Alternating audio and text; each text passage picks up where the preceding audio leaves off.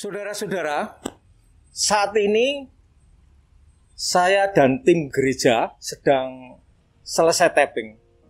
Nah, kami ini nunggu kendaraan, nunggu jemputan. Saya baru ingat bahwa menunggu ada hal yang menjemukan.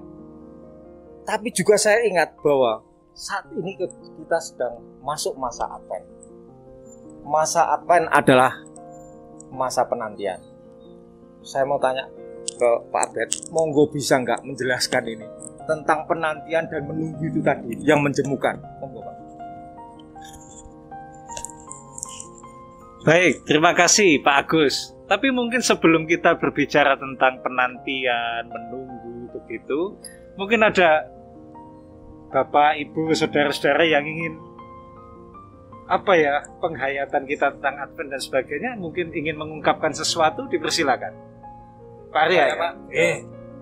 Saya ingin menambahkan dan menanyakan sesuatu. Advent ini merupakan kegiatan yang kita peringati setiap tahun dan selalu kita peringati di akhir tahun. Apa pengharapan kita, apa penantian kita di akhir tahun ini menuju tahun yang baru. Tetapi pada tahun ini kita diperhadapkan pada masa yang sulit, di mana kita seolah-olah putus pengharapan. Pandemi belum berakhir, tahun akan berakhir, masa depan yang penuh misteri akan menanti. Nah, memasuki masa Advent, apa yang kita bisa hayati dengan kelahiran Yesus Kristus ke dunia ini? Penantian apa yang ingin kita nantikan? Mungkin itu Pak yang ingin kami tanyakan. Baik, terima kasih. Memang Advent kita di tahun ini cukup istimewa.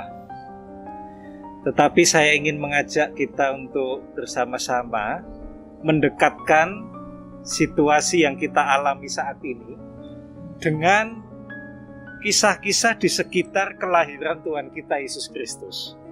Nanti kita akan melihat sesuatu yang cukup menarik di sana.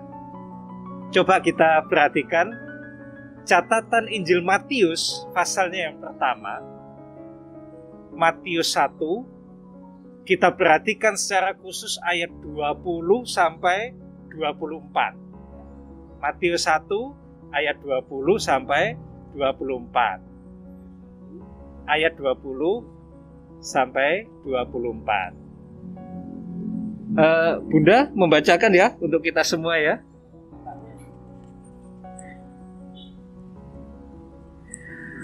Matius 1 ayat 20 sampai 24. Kelahiran Yesus Kristus.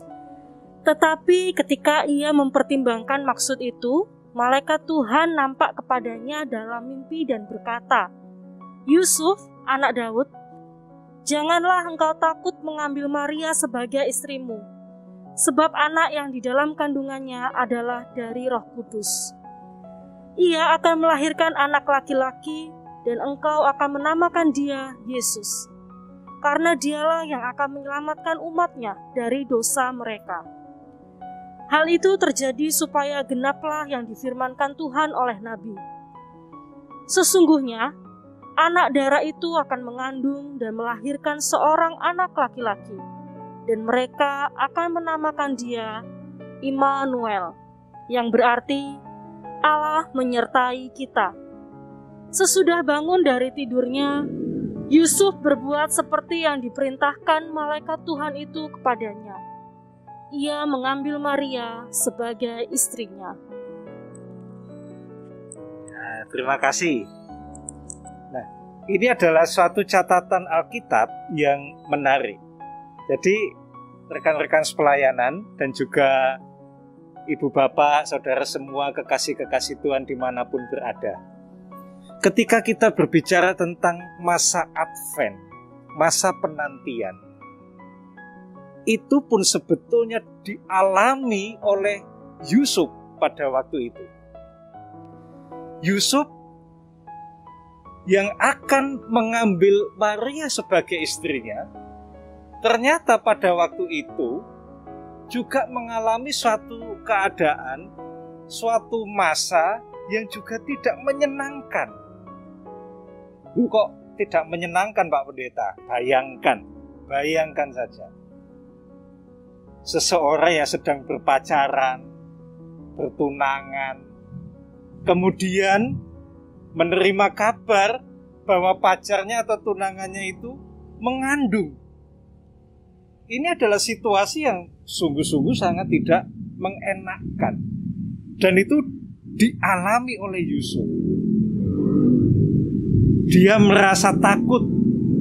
Dia merasa, kalau dalam bacaan kita tadi, kalau kita melihat satu ayat di atasnya, misalnya, di sana itu Yusuf yang tulus hati tidak mau mencemarkan nama istrinya. Nah, itu memang sudah disebut istrinya.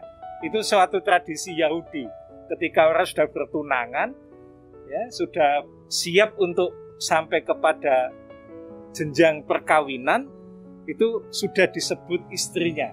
Meskipun mereka tentu belum melakukan hubungan-hubungan sebagaimana suami istri secara biologis, tetapi sudah disebut istrinya.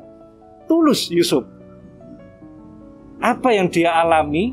Satu kegalauan, satu keadaan yang tidak menyenangkan, satu keadaan yang menakutkan. Dia takut. Aku kudu piye iki? Maka dia bermaksud untuk meninggalkan Maria dengan diam-diam. Nah, di situasi yang tidak enak itulah kemudian perjalanan karya kasih dan penyelamatan Tuhan terus berjalan hingga kemudian lahirnya Tuhan kita Yesus Kristus. Jadi ini suasana atau situasi yang identik ya, identik. Kita mengalami situasi yang tidak mengenakkan saat ini. Yusuf pada waktu itu dan juga Maria pada waktu itu, bagaimana mungkin dia merasa nyaman? Pasti tidak nyaman karena dia seorang perawan yang kemudian harus ada dalam situasi mengandung. Pasti pikirannya pun juga cemas, takut, galau, dan sebagainya. Itulah justru masa Advent. Dan kita semua patut untuk bersukacita karena meskipun dalam situasi yang tidak menyenangkan, Advent dalam kacamata iman itu adalah sesuatu hal yang sangat luar biasa karena yang dinantikan ya, dinantikan adalah Sang Immanuel, yang dinantikan adalah Sang Penyelamat. Karena itu kalau kita memperhatikan Yesaya 11 di sana nanti kita akan melihat kedatangan Sang Mesias, kedatangan Sang Penyelamat itu akan membawa suasana hal atau suasana kehidupan yang baru, suasana kehidupan yang bagi kita itu mustahil. Bagaimana mungkin misalnya ya dikatakan di Yesaya 11 di sana nanti binatang buas bisa hidup bersama dengan yang selama ini menjadi mangsanya. Nah, itu suasana yang akan kita capai, suasana yang akan kita gapai.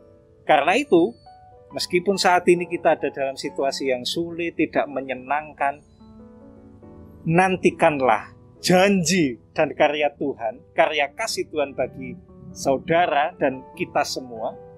Nantikanlah dengan setia. Itulah Advent. Dia yang kita nanti pasti akan datang, termasuk karya kasih-Nya untuk kita semua. Nah, setidaknya ini Bapak Ibu dan rekan-rekan sepelayanan, juga umat Tuhan, kekasih-kekasih Tuhan dimanapun berada. Saat ini situasi kita memasuki masa Advent dalam situasi yang tidak enak. Jangan takut, jangan bimbang, jangan ragu. Yusuf dan Maria juga mengalami situasi yang tidak menyenangkan kala itu. Tetapi karya kasih Tuhan dinyatakan dan keselamatan boleh nyata. Yakinlah, janji Tuhan bagi kita semua adalah janji keselamatan dan janji kemuliaan. Untuk siapa? Untuk setiap kita yang setia menantikannya. Demikian Pak Agus dan juga rekan-rekan sepelayanan semuanya. Apakah kendaraannya sudah datang ya? Sudah, Pak. Oh, sudah datang. Baik-baik. Ya, kalau begitu kita akan bersama-sama mengakhiri bagaimana kita jejagongan secara singkat ini. Nanti salah satu akan berdoa ya untuk kita bersama-sama dimampukan menjalani masa Advent ini dengan penuh pengharapan akan kedatangan karya kasih Tuhan bagi setiap kita. Tuhan memberkati kita semua. Amin. Siapa yang akan berdoa untuk mengakhiri kebersamaan kita? Oke, Bu Anis. Ayo Bu Anis, berdoa untuk kita semua.